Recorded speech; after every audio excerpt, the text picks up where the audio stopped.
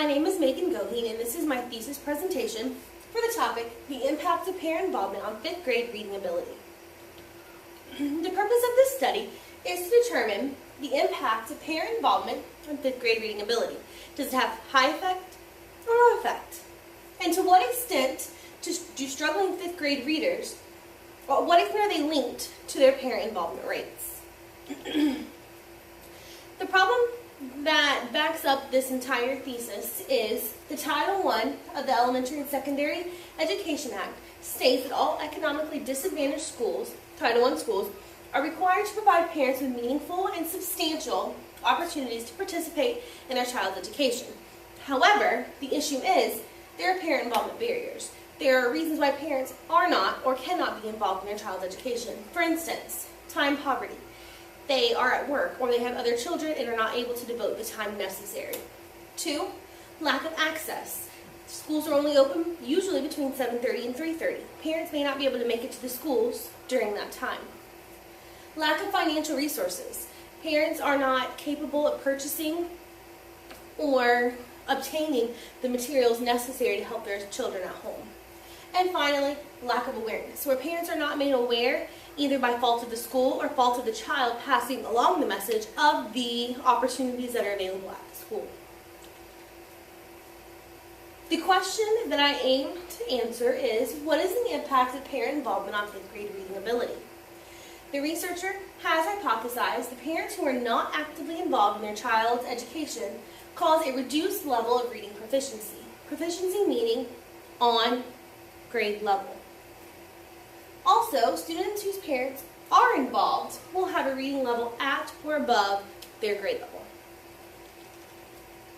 There is lots of research that has already been done in the field of parent involvement. I'm going to talk about 5 and also a theory that goes along with it.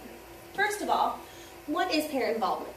Parent involvement, as defined by the No Child Left Behind Act, is the participation of parents in regular, two-way, meaningful conversations about academic learning.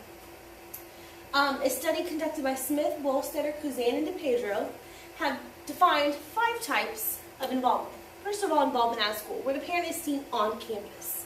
Secondly, education discussions, talks about academics, talks about learning going on at home. Homework help, where the parents help the student with their homework at home in a specific place within the house. Time management, where the parent assists the child in managing their time before, during, and after school to obtain the greatest effect. And finally, education expectations, parents setting high expectations for their child and helping the child to strive to meet them. Secondly, barriers to parent involvement. A study conducted by Yoder and Lopez produced categories of barriers to parent involvement. First of all, intangible barriers. Communication, conferences, help with homework, and attending school events. Tangible barriers, things that they can grasp, hold on to, materials. Finances, transportation, technology. Resources and support, academic materials, books, parent classes that they can go to learn how to be involved, and academic programs for the child. And finally, school choice is also considered a barrier because some parents feel unhappy where their child is placed and therefore are not as involved as they could be. Third, the benefits to parent involvement. There are benefits for students, for parents, and of course for the school as well. First of all, the benefits for students include higher grades, higher test scores, they attend school more regularly, they have better social skills, and they have improved behavior. Benefits for parents include more confidence in the school because they know what's going on, and a better understanding of how to help their child because they have that ongoing communication about strengths and weaknesses. And finally, benefits of the school. It improves teacher morale, it has higher ratings by the parents, and there's more support within the community. Number 4, what are some methods of engaging parents? Research really targets this issue a lot. A study conducted by Wolstetter, Kuzan, and Pedro in 2011 on charter schools found several charter schools around the nation that were really doing a great job with parent involvement, had high record numbers. And they came up with some suggestions that these charter schools were doing. First of all, include incentives. For example, for perfect attendance for a set amount of time, maybe give a no homework pass or something that the students would really work for. Conduct home visits with parents who cannot come to the school. have materials in various languages. Notes, letters, flyers used at home need to be in a language the parents can read and understand. If not, they can't be expected to attend. Offer parent lunches and family gatherings. The more comfortable a parent is at the school, the more likely they are to come back and volunteer their time. And finally, offer parent focus groups and classes. Parents who don't know how to help their child at home, help them to learn how to do so. And finally, poverty and parent involvement. Smalley and Reyes-Blaines have found that more poverty often equals less parent involvement. Why? Well, their neighborhoods are characterized by high crime, high unemployment, drug use, and so on. And therefore, the parents are more concerned about their child's safety rather than their child's academics. They also found that the minority parents in the high poverty neighborhoods are reported of feeling negative feelings about school, isolation, alienation, disengagement, because of things that happened in their past academics or earlier in their child, and they were not able to overcome it. The theory that goes along with this study is the social cognitive theory of self-efficacy. Self-efficacy is simply how an individual feels about a specific activity and their self-confidence in doing it. Individuals are more likely to engage in activities where they have high self-efficacy or self-esteem. This can go with parents or with teachers. First off, parents with a low self-efficacy for academics or helping their child will probably steer clear of coming into the schools. Teachers with this low self-efficacy for parent involvement are less likely to have parents involved because they don't go out in search of them. In a study conducted by Barniak and McNally in 2009, they found that there was a big discrepancy between teacher beliefs of parent involvement and actual teacher actions on parent involvement. Teachers had high expectations and many ideas of ways to get parents involved, but in reality, they were not following through. This goes back to their self-efficacy. Had they had a high self-efficacy, they might be more apt to involve parents. My research study was a quantitative research study, and it used two sets of data. First off, to determine the reading ability of 18th, 5th grade students, I used the STAR reading test provided by Renaissance Learning to determine their reading ability in August when they first came in, and May as they're leaving. The reading levels are anywhere from pre-primer, meaning before kindergarten, to 12.9, meaning the end of high school. The second aspect was the parent involvement surveys, and they were given to parents and to students, and they were questions asking about the frequency of which they are involved in parent involvement activities. They had 5 answer choices: always, sometimes, rarely, never, or not sure. There were 2 sample groups, as previously stated. Sample group A were the students. They were all in 5th grade, all in the same classroom, all at the same school, and there were 18 of them. Each of those 18 students brought with them a parent to the study, and if the parents were divorced or not together, the parent that was most likely to be involved in the child's education the most was the parent who completed the survey. The time frame it took to complete this study was approximately 1 year. It took 1 year, or 180 school days, to determine the progress of the student from the beginning of the year to the end of the year. Again, they were tested in August and then once again in May to determine the difference. The parent involvement level surveys were took about 1 week. The parents were given the surveys on a Monday and asked to return them in a sealed envelope by the subsequent Friday. Data was collected, as stated previously, in 2 forms. The students took a computerized STAR test that asked them questions on vocabulary, comprehension, and fluency to help determine their reading ability. Again, it was charted from pre-primer all the way to 12.9, which is 12th grade, 9th month. Parent involvement surveys were given on a Monday to the parents and asked to return the subsequent Friday. The students took the surveys in the classroom with the researcher present. The questions were regarding the frequency of the amount of parent involvement weekly. The answer choices were sometimes, always, rarely, never, or unsure. The data was analyzed by the researcher and only the researcher. The reading ability was printed from the program on something called a growth chart.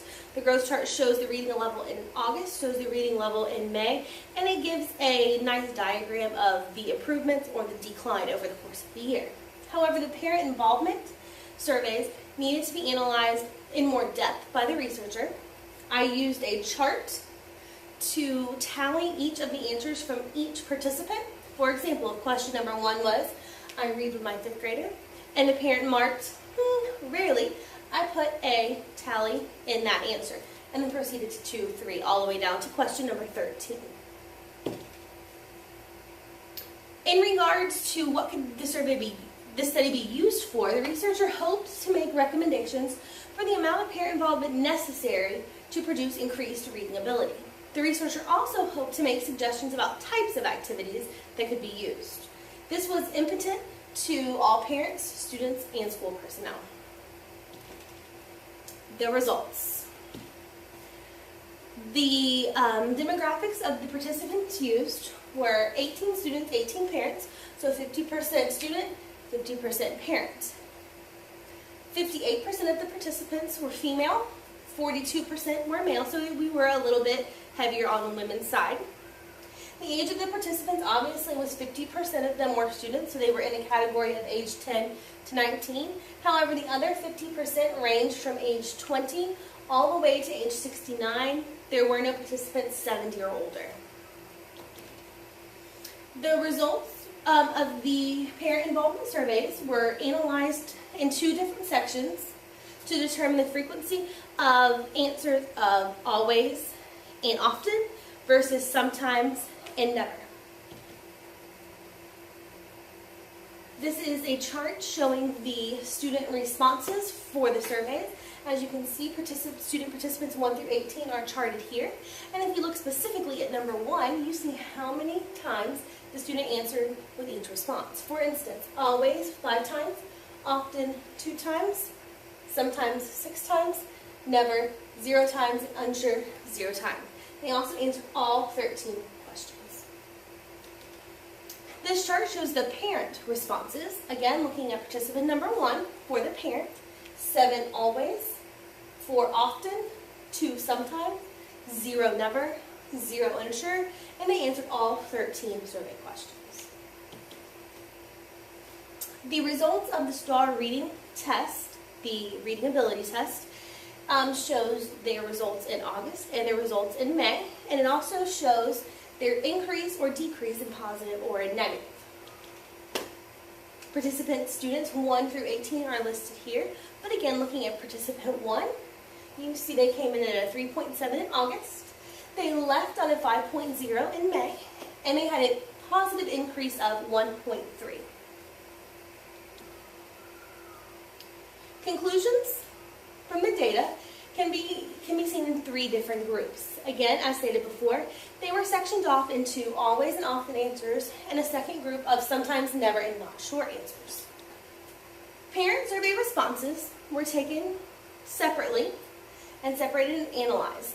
This chart shows each parent participant and how many times they answered for always and often.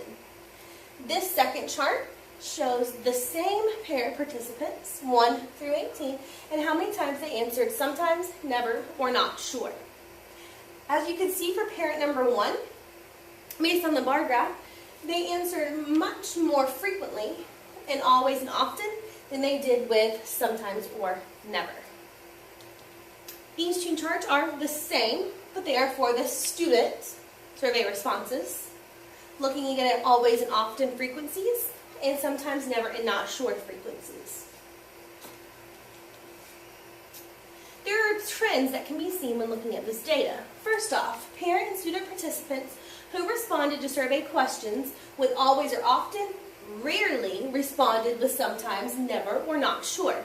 It seems always and often were much higher than the other responses. Secondly, participants answered either heavily on one side or the other. Sides meaning always or often, or sometimes, never, not sure. Rarely would you find a person who had answered evenly across all answers. Conclusions can be seen in 3 different groups. Group A, 14 of the 18 participants, or a grand total of 78%, responded that they always or often complete parental involvement activities. Those same 14 participants showed an increase in their reading level from August to May.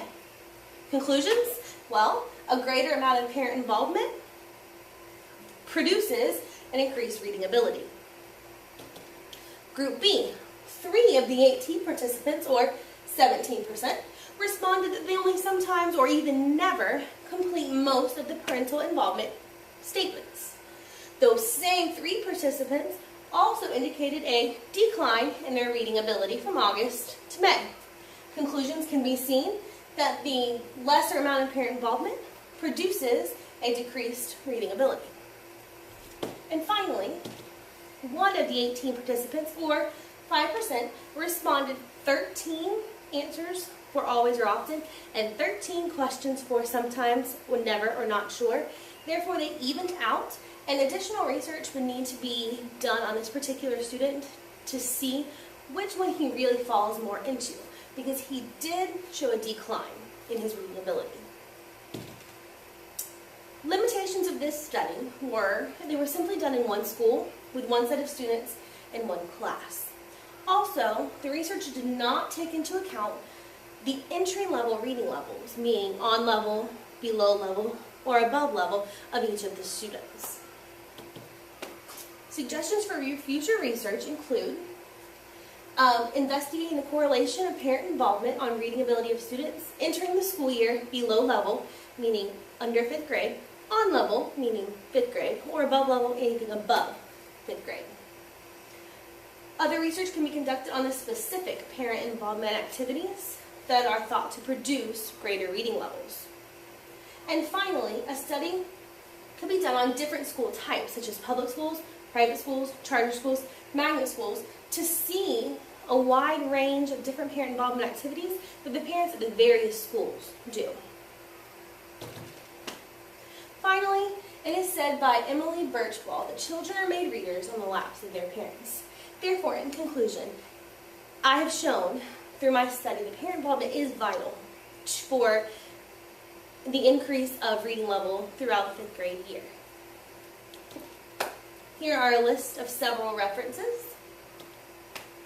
And again, my name is Meagan Goheen, and this was my thesis proposal, or thesis presentation, for the impact of parent involvement on 5th grade reading ability. Thank you.